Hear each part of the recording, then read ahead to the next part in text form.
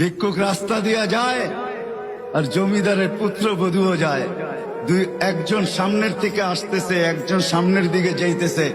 দুইজনের ক্রসিং এর সময় ভিক্ষুকের গায়ের কাদা জমিদারের পুত্রবধূর গায়ে লেগে গেছে।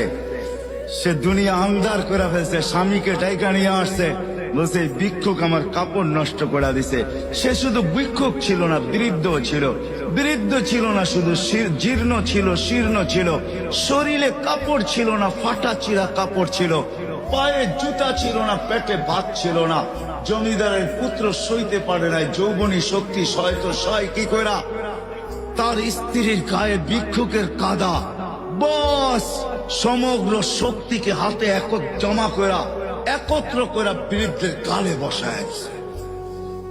বৃদ্ধ কিচ্ছু বলে নাই, শুধু উপরের দিকে তাকায় দুই তিনটা শব্দ উচ্চারণ করছেন।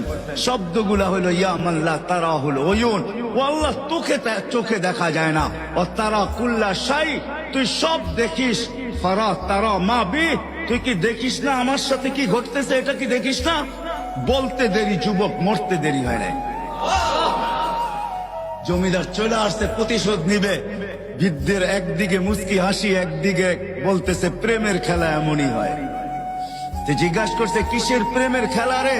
বলছে ওর প্রেমিকার গায়ে আমার কাদা লাগছে, পায়ের কাদা লাগছে, ও সইতে পারে নাই, যৌবনী শক্তি দিয়ে আমার বৃদ্ধ গালে বসায় দিছে। আমাকেও একজন ভালোবাসে, সেও সইতে পারে না,